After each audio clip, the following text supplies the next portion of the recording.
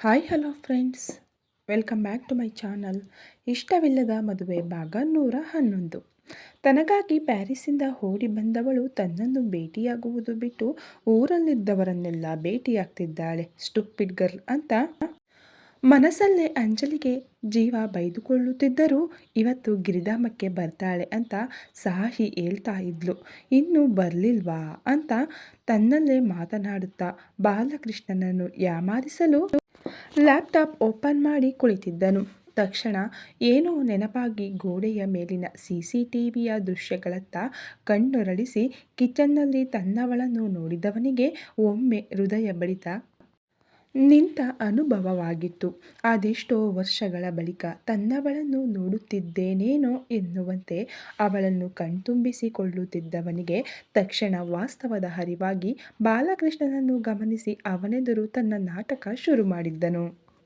ಅಂಜಲಿ 1 ತಿಂಗಳು ತನ್ನ ಜೊತೆಗಿದ್ದೇ ತನ್ನನ್ನು ನಿರ್ಲಕ್ಷಿಸಿದ್ದಕ್ಕೆ, ಇನ್ನು 6 ತಿಂಗಳು ತನ್ನಿಂದ ದೂರ ಇದ್ದುದಕ್ಕೆ ಅವಳಿಗೆ ಸ್ವಲ್ಪವಾದರೂ ಶಿಕ್ಷೆ ಕೊಡಬೇಕೆಂದೇ ಜೀವ ಅವಳ ಮೇಲೆ ಕೋಪವಿರುವಂತೆ ನಟಿಸುತ್ತಿರುವುದು. ತಾನು ಕೂಡ ಅವಳನ್ನು ಅದೆಷ್ಟು ಮಿಸ್ ಮಾಡಿಕೊಂಡಿದ್ದೇನೆಂದು ಅವಳಿಗೆ ತಿಳಿಯಬೇಕು ಎನ್ನುವ ಕಾರಣಕ್ಕೆ ಅವಳಿಂದ ಒಂದು ಅಂತರವನ್ನು ಕಾಪಾಡಿಕೊಳ್ಳಬೇಕು ಅಂತ ಬೇಕು ಅಂತಲೇ ಅವಳ ಮೇಲೆ ಸಿಟ್ಟಾಗುತ್ತಿದ್ದನು. ಬಾಲ್ಕನಿಯ ಗಾಜಿನ ಮೂಲಕ ತನ್ನವಳನ್ನೇ ದಿಟ್ಟಿಸುತ್ತಾ ಯೋಚನೆಗಳಲ್ಲಿ ಕಳೆದು ಹೋದವನಿಗೆ ತಂಪಾದ ಗಾಳಿ ಮೈಸೋಕಿದಾಗ ಅಲ್ಲಿಂದ ಒಳಗಡೆ ನಡೆದು ಮಲಗಿರುವವಳನ್ನು ಕ್ಷಣಕಾಲ ಕಣ್ತುಂಬಿಕೊಂಡು ವಾಶ್ರೂಮಿಗೆ ಹೋಗಿ ಬಂದು ಅವಳ ಪಕ್ಕದಲ್ಲೇ ಅಡ್ಡಾದನು. ಅವಳತ್ತ ತಿರುಗಿ, ಏ ಆಂಟಿ, ಅದೇನು ಮಾಟ ಮಂತ್ರ ಮಾಡಿದ್ದೀಯೇ ನನ್ನ ಮೇಲೆ? ನಿನ್ನ ಮೇಲೆ ಬೆಟ್ಟದಷ್ಟು ಇದ್ದ ಕೋಪ ಆ ಚರಣ್ ಒಂದು ಫೋನ್ ಕಾಲಿನಿಂದ ಕಡಿಮೆಯಾದರೆ ಈಗ ನಿನ್ನನ್ನು ಕಾಡಿಸಲು ಕೋಪದಲ್ಲಿರುವಂತೆ ಆ್ಯಕ್ಟ್ ಮಾಡೋಣ ಅಂದರೆ ಈ ನಿನ್ನ ಮುದ್ದು ಮುಖ ನೋಡಿ ಕೋಪ ಕೂಡ ಬರೋಲ್ಲ.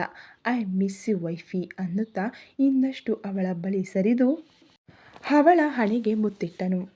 ನಿನ್ಮೇಲೆ ತುಂಬ ಕೋಪವಿದೆ. ಚರಣ್ ಮತ್ತು ನಾನು ಲವ್ವರ್ಸ್ ಅಂತ ಒಮ್ಮೆ ಪ್ರೂವ್ ಮಾಡೆಂದು ನನಗೆ ಚಾಲೆಂಜ್ ಮಾಡಿದರೆ ಸಾಕಿತ್ತು. ಅದರ ಮರುದಿನ ಚರಣನನ್ನು ನಿನ್ನೆದುರು ನಿಲ್ಲಿಸಿ ಅವನ ಬಾಯಿಯಿಂದಲೇ ನಿಜ ಕಕ್ಕಿಸುತ್ತಿದ್ದೆ. ಬಟ್ ನನ್ನ ಫ್ರೆಂಡ್ ಹಾಗೆ ಹೀಗೆ ಅಂದ್ಕೊಂಡು ನನ್ನ ಬಿಟ್ಟೋದೆ. ಬಿಡು, ಈಗ ಅವನ ಬಗ್ಗೆ ನನಗೆ ಹೇಗೆ ಗೊತ್ತಾಯಿತು ಅಂತಾನಾ? ಅದೆಲ್ಲ ಸೀಕ್ರೆಟ್ ಹೇಳೋ ಹಾಗಿಲ್ಲ.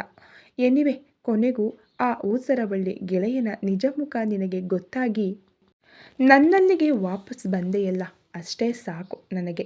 ಇನ್ನು ನಿನ್ನ ಮೇಲಿರೋ ಈ ಕೋಪ ಸ್ವಲ್ಪ ದಿನದ ಅತಿಥಿ ಅಷ್ಟೇ. ಇಲ್ಲ ಅಂದರೆ ಬೆಳಿಗ್ಗೆಯಿಂದ ನಿನ್ನ ಮೇಲೆ ಕೂಗಾಡ್ತಾ ಇದ್ದವನು ಈ ಕೋಣೆಯಲ್ಲಿ ನಿನ್ನನ್ನು ನೋಡಿದ ಬಳಿಕ ಕೋಪ ತಾಪ ಎಲ್ಲ ಮರೆತು ಪ್ರೀತಿಯಿಂದ ನಿನಗೆ ಊಟ ಮಾಡಿಸಿಲ್ವಾ? ಯಾರೋ ಹೇಳಿದ್ದಾರಲ್ಲ, ಹುಡುಗರ ಮನಸ್ಸು ಅನ್ನೋದು ನಾಯಿ ಬಾಲ ಇದ್ದಂಗೆ. ಪ್ರೀತಿಸಿದವಳು ನಿನ್ನ ಬಿಟ್ಟು ಹೋಗಿ ನಿನಗೆ ತುಂಬ ಹರ್ಟ್ ಮಾಡಿದ್ದಾಳೆ. ಅವಳ ಜೊತೆ ಸ್ಟ್ರಿಕ್ಟ್ ಆಗಿರುವ ಬದಲು ಪ್ರೀತಿಸಿದವಳು ಕಣ್ಮುಂದೆ ಬಂದ ತಕ್ಷಣ ಅಲ್ಲಿಯವರೆಗೆ ಸರಿಯಾಗಿರೋ ಮನಸ್ಸು ಆಮೇಲೆ ನಮ್ಮ ಮಾತೇ ಕೇಳೋಲ್ಲ. ನಿನ್ನ ವಿಷಯದಲ್ಲೂ ಅದೇ ಆಗಿದ್ದು. ಒಂದು ವಿಷಯ ಹೇಳಾ? I love you wifey, I miss you ಅನ್ನುತ್ತಾ ಅವಳ ದರಕ್ಕೆ ಪುಟ್ಟ ಮುತ್ತಿಟ್ಟು ಕಳ್ಳನಂತೆ ದೂರ ಸರಿದು ಮಲಗಿ ಅದೆಷ್ಟೋ ದಿನಗಳ ಬಳಿಕ ನೆಮ್ಮದಿಯಾಗಿ ನಿದ್ದೆ ಹೋಗಿದ್ದನು. ಗಿರಿಧಾಮದಿಂದ ಎಂದಿನಂತೆ ತನ್ನ ಸ್ಕೂಟಿಯಲ್ಲಿ ಹೊರಟ ದಿತ್ಯಾಳ ಮುಖದಲ್ಲಿ ಹೊಸ ಕಳೆಯಿತ್ತು. ಪದೇ ಪದೇ ತನ್ನವರೊಂದಿಗೆ ಮಧ್ಯಾಹ್ನ ಮಾಡಿದ ಊಟವನ್ನು ನೆನಪಿಸಿಕೊಳ್ಳುತ್ತಾ, ಅದರಲ್ಲೂ ಅಂಜಲಿ, ಮಾವ ಮತ್ತು ತಾತ ತನ್ನ ಮೇಲೆ ತೋರಿದ ಕಾಳಜಿಗೆ ಅವಳ ಮನ ತುಂಬ ಹರ್ಷಿಸಿತ್ತು. ಗಿರಿಧಾಮದ ಗೇಟ್ ದಾಟಿ ಹೊರ ಬಂದವಳ ಕಣ್ಣುಗಳು ರಸ್ತೆಯ 2 ಕಡೆ ಅರುಣ್ ಕಾರಿಗಾಗಿ ಕಣ್ಣಾಡಿಸಿ ಅವನ ಕಾರು ಕಾಣದೇ ಇದ್ದಾಗ ಇನ್ನೇನು ಸ್ಕೂಟಿಯನ್ನು ಮನೆಯತ್ತ ಚಲಾಯಿಸಬೇಕು ಎನ್ನುವಾಗ ಅವಳ ಮೊಬೈಲ್ ರಿಂಗಣಿಸಿತ್ತು.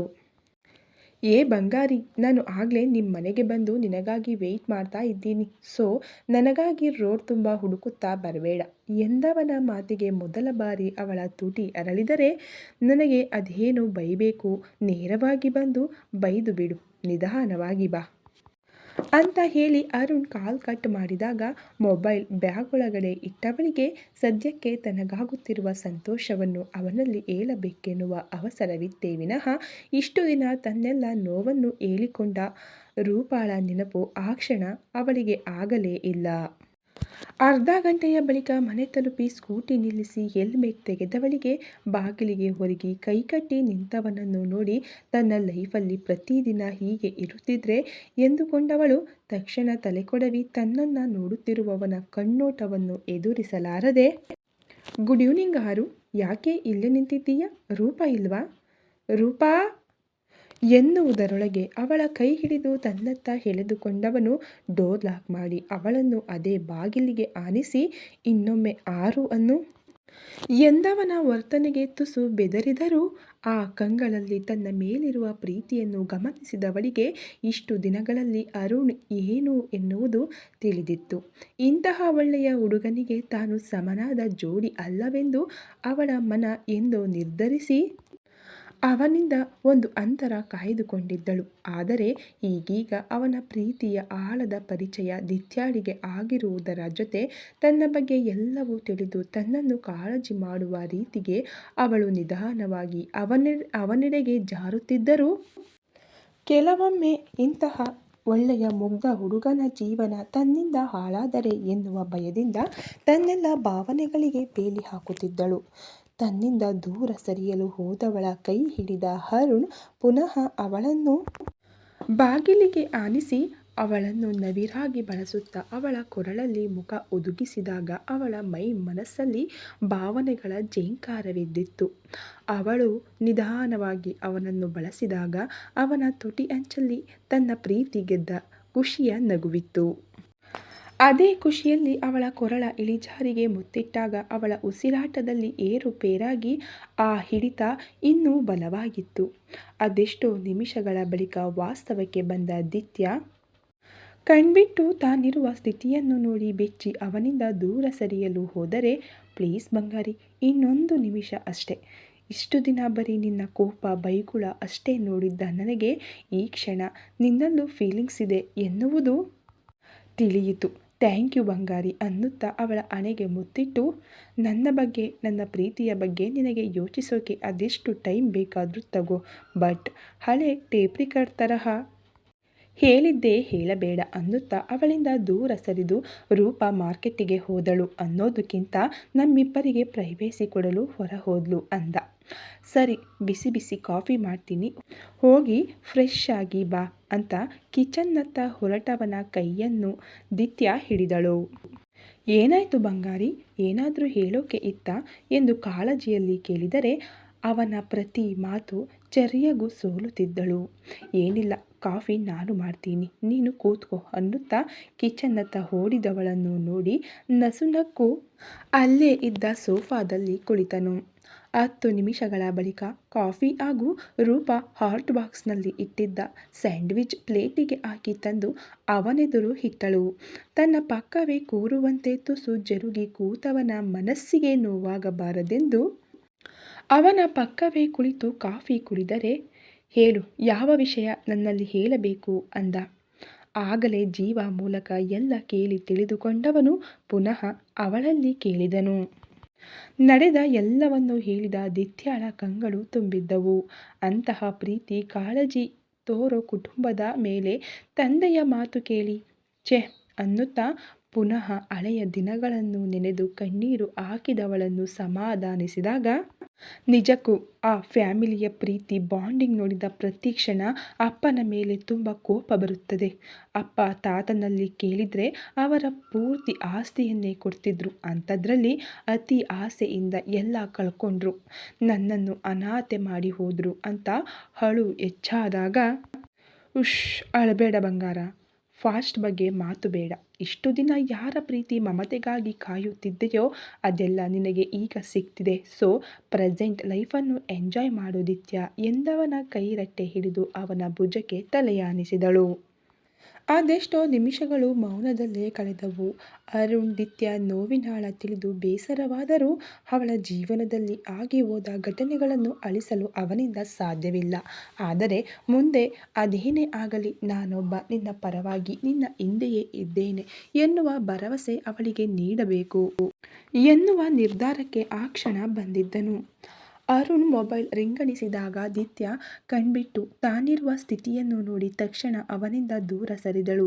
ಕರೆ ಸ್ವೀಕರಿಸಿದವನು, ಹಾಂ ಹ್ಞೂ, ಮನೆಗೆ ಬಂದು ಮಾತಾಡ್ತೀನಿ ಎಂದಷ್ಟೇ ಹೇಳಿ ಕಾಲ್ ಕಟ್ ಮಾಡಿದಾಗ, ಸಾರಿ ಹರು, ನನ್ನಿಂದ ನಿನ್ನ ಟೈಮ್ ವೇಸ್ಟ್ ಆಯಿತು. ಮನೆಯಲ್ಲಿ ನಿನಗಾಗಿ ಕಾಯ್ತಾ ಇರ್ತಾರೆ, ಹೋಗು ಎಂದವಳ ಕೈ ಹಿಡಿದು ಸೀದಾ ಹೋಗಿ ದೇವರ ಕೋಣೆಯ ಎದುರು ನಿಂತವನು, ದಿತ್ಯ, ನಾನೀಗ ಹೇಳುತ್ತಿರುವ ಮಾತನ್ನು ಸರಿಯಾಗಿ ಕೇಳಿಸಿಕೊಂಡು ನಿನ್ನ ನಿರ್ಧಾರ ತಿಳಿಸು. ಇಷ್ಟು ದಿನ ನಿನ್ನ ಹಿಂದೆ ಐ ಲವ್ ಯು ಅಂದ್ಕೊಂಡು ಬಂದಿದ್ದು ನಿನ್ನಂದ ಚಂದ ಅಥವಾ ನಿನ್ನಲ್ಲಿರೋ ಕೋಟಿಗಟ್ಟಲೆ ಹಣಕ್ಕಾಗಿ ಅಲ್ಲ. ನಿನ್ನ ಫ್ಲ್ಯಾಶ್ ಬ್ಯಾಕ್ ಕೇಳಿದ ಯಾವೊಬ್ಬ ಹುಡುಗ ಕೂಡ ನಿನ್ನನ್ನು ಪ್ರೀತಿಸಲು 110 ಬಾರಿ ಯೋಚಿಸುತ್ತಾನೆ. ಆ ಹುಡುಗರಲ್ಲಿ ನಾನು ಕೂಡ ಒಬ್ಬ. ನಿನ್ನನ್ನು ಭೇಟಿಯಾದ ಮೊದಲೆಲ್ಲ ನಿನ್ನ ಮೇಲಿದ್ದದ್ದು ಇಂತಹ ಹೆಣ್ಣು ಇರ್ತಾಳಾ ಎನ್ನುವ ಅಸಹ್ಯ ಭಾವ ಅಷ್ಟೇ. ಆ ಭಾವನೆ ಪ್ರೀತಿಯಾಗಿ ಬದಲಾಗಲು ತಿಂಗಳುಗಳೇ ಹಿಡಿಯಿತು. ಕೇವಲ ತನ್ನವರಿಂದ ನಿನ್ನ ಬಗ್ಗೆ ಕೇಳಿ ನಿನ್ನ ಕ್ಯಾರೆಕ್ಟರ್ ಡಿಸೈಡ್ ಮಾಡಿದ್ದವನಿಗೆ ನಿನ್ನ ನಿಜವಾದ ವ್ಯಕ್ತಿತ್ವದ ಪರಿಚಯವಾಗಿದ್ದು ಕೋಟಿಗಟ್ಟಲೆ ಆಸ್ತಿ, ಹಣ, ವೈಭೋಗದ ಜೀವನ ನಿನ್ನ ಪಾಲಿಗಿದ್ದರೂ ನೀನು ಮಾಡಿದ ತಪ್ಪಿಗೆ ಪ್ರಾಯಶ್ಚಿತ್ತ ಪಡಲು ಆಯ್ದುಕೊಂಡ ಸರಳವಾದ ಜೀವನ. ಸ್ಟೋರ್ ಒಂದರಲ್ಲಿ ಬಿಲ್ಲಿಂಗ್ ಗರ್ಲ್ ಆಗಿರುವ ನಿನ್ನನ್ನು ನೋಡಿ ನಿಜಕ್ಕೂ ನನಗೆ ಆಶ್ಚರ್ಯವಾಗಿತ್ತು. ಅಪ್ಪನ ಮುಖಾಂತರ ನಿನಗೆ ಮರುಹುಟ್ಟು ಕೊಟ್ಟ ತಾತನಿಗೆ ನಾನು ಬದಲಾಗುತ್ತೇನೆ ಎನ್ನುವ ಪ್ರಾಮಿಸ್ ಮಾಡಿದೆ ಎಂದು ತಿಳಿಯಿತು. ನಂತರ ಆಗಾಗ ಆಗುತ್ತಿದ್ದ ನಮ್ಮ ಭೇಟಿಯಿಂದ ನಿನ್ನೆಲ್ಲ ಫಾಸ್ಟ್ ಲೈಫ್ ಮರೆತು ಹೊಸ ಜೀವನ ಶುರು ಮಾಡುವುದರ ಜೊತೆ ದಿತ್ಯ ಎಂದರೇನು ಎನ್ನುವುದು ತಿಳಿಯಿತು. ದಿನ ಕಳೆದಂತೆ ನಿನ್ನ ಬಗ್ಗೆ ಯೋಚನೆ ಮಾಡ್ತಾ ಮಾಡ್ತಾ ನನಗೆ ಗೊತ್ತಿಲ್ಲದೆ ನಿನ್ನ ಮೇಲೆ ಭಾವನೆಗಳನ್ನು ಬೆಳೆಸಿಕೊಂಡೆ. ಹೌದು, ನನಗೆ ಆಗಲೇ ಹುಡುಗಿ ಫಿಕ್ಸ್ ಆಗಿದೆ. ಅವಳ ಬಗ್ಗೆ ಆಗಲೇ ನಿನಗೊಂದು 100 ಬಾರಿ ಹೇಳಿರಬಹುದು. ಇಟ್ಸ್ ಜಸ್ಟ್ ಅಟ್ರಾಕ್ಷನ್ ಅಷ್ಟೇ ಎನ್ನುವುದು ಕೂಡ ಗೊತ್ತಾಗಿದ್ದು ನಿನ್ನಿಂದಲೇ. ನಿನ್ನ ನೆನಪಿಸಿಕೊಂಡ ಪ್ರತಿ ಬಾರಿ ನನ್ನಲ್ಲೇನೋ ಬದಲಾವಣೆ ಆಗುತ್ತೆ. ಕೆಲಸದ ಅದೆಷ್ಟು ಸ್ಟ್ರೆಸ್, ತಲೆನೋವು ಇದ್ದರೂ ನಿನ್ನನ್ನು ನೆನಪಿಸಿಕೊಂಡ ಮರುಕ್ಷಣ ಅದೆಲ್ಲ ಹೇಳ ಹೆಸರಿಲ್ಲದಂತೆ ಮಾಯವಾಗುತ್ತದೆ. ಈ ಎಲ್ಲ ಭಾವನೆಗಳಿಗೂ ನಾನಿಟ್ಟ ಹೆಸರು ಪ್ರೀತಿ. ದಿತ್ಯ, ಐ ಲವ್ ಯು. ನನ್ನ ಮುಂದಿನ ಜೀವನ ನಿನ್ನ ಜೊತೆ ಬಾಳಬೇಕು ಎನ್ನುವ ನಿರ್ಧಾರ ಮಾಡಿದ್ದೇನೆ. ವಿಲ್ ಯು ಮ್ಯಾರಿ ಮೀ ಅಂತ ಅವಳ ಕಣ್ಣಲ್ಲಿ ಕಣ್ಣಿಟ್ಟು ಕೇಳಿದರೆ ತಕ್ಷಣ ಅವಳ ಕಂಗಳು ತುಂಬಿದ್ದವು. ನಿನ್ನ ಫ್ಯಾಮಿಲಿ ಏನು ಹೇಳ್ತಾರೆ? ನನ್ನಂತಹ ಹುಡುಗಿಯನ್ನು ಅವರು ಸೊಸೆಯನ್ನಾಗಿ ಒಪ್ತಾರಾ ಎನ್ನುವುದರ ಬಗ್ಗೆ ಯೋಚನೆ ಕೂಡ ಮಾಡಬೇಡ. ಅವರನ್ನೆಲ್ಲ ಹೇಗೆ ಒಪ್ಪಿಸಬೇಕು ಎನ್ನುವುದು ನನಗೆ ಬಿಡು. ಈಗ ಹೇಳು, ನನ್ನನ್ನು ಮದುವೆಯಾಗ್ತೀಯಾ ಎಂದವನನ್ನೇ ದಿಟ್ಟಿಸುತ್ತಾ, ನಿನ್ನ ಪ್ರೀತಿ ಹೇಳ್ಕೊಂಡೆ, ಆದರೆ ನನ್ನಲ್ಲಿಯೂ ಅಂತಹುದೇ ಭಾವನೆಗಳಿವೆಯಾ ಎಂದು ತಿಳಿಯದೆ ಮದುವೆಯ ಮಾತಾಡ್ತಾ ಇದ್ದೀಯಲ್ಲ.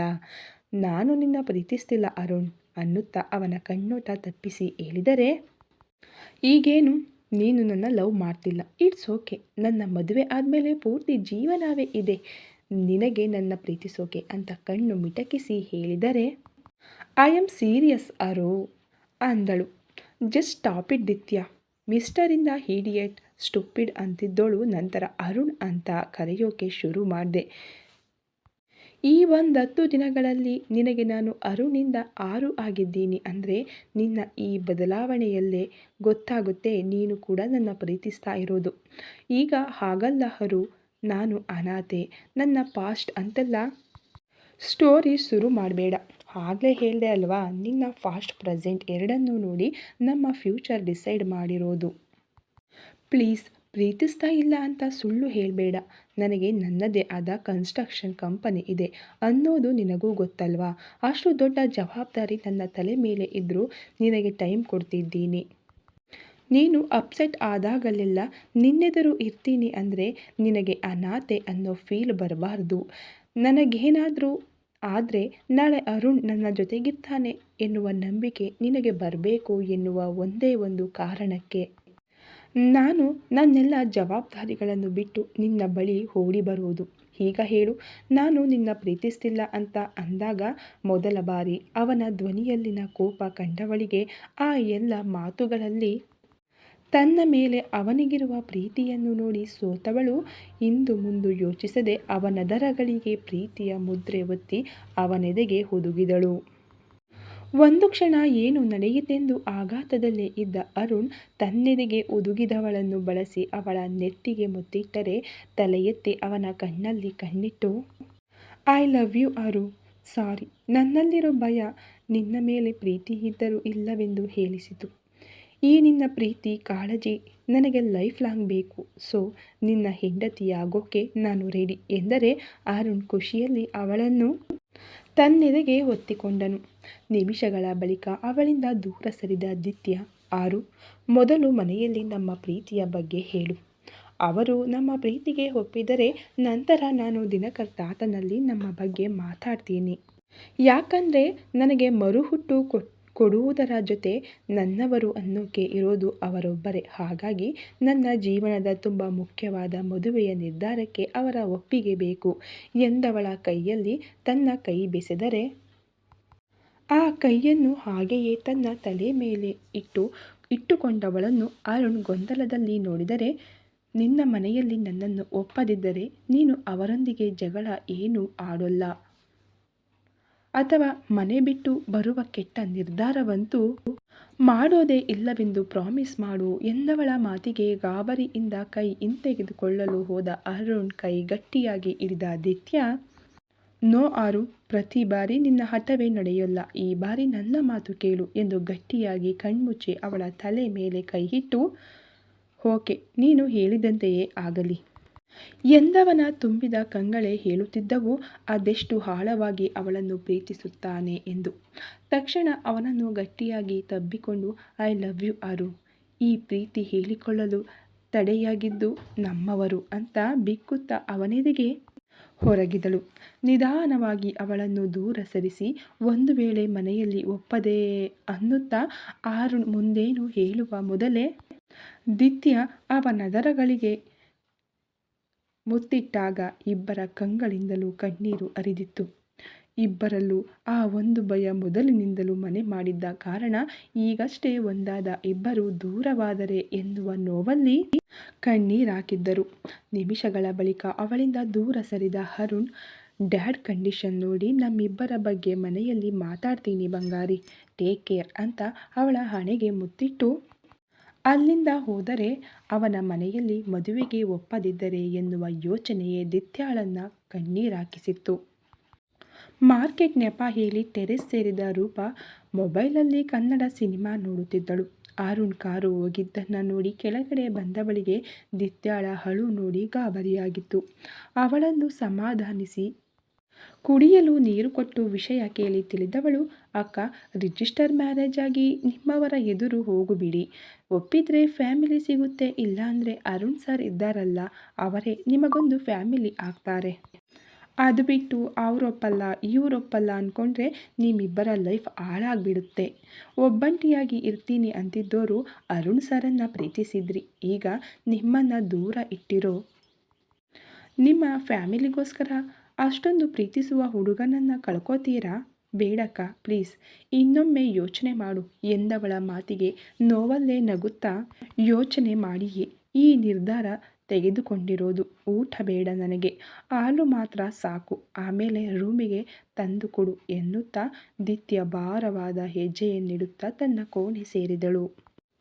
ಈ ಕತೆ ಇನ್ನೂ ಮುಂದುವರಿಯುವುದು. ದಯವಿಟ್ಟು ಸಬ್ಸ್ಕ್ರೈಬ್ ಮಾಡಿಕೊಂಡು ವಿಡಿಯೋ ನೋಡಿ. ವಿಡಿಯೋಗೆ ಲೈಕ್ ಮಾಡಿ. ನಿಮ್ಮ ಅನಿಸಿಕೆ ಅಭಿಪ್ರಾಯಗಳನ್ನು ಕಾಮೆಂಟ್ ಮೂಲಕ ನಮಗೆ ತಿಳಿಸಿಕೊಡಿ. ನಿಮ್ಮ ಈ ಪ್ರೋತ್ಸಾಹಕ್ಕೆ ತುಂಬು ಹೃದಯದ ಧನ್ಯವಾದಗಳು. Thank you so much.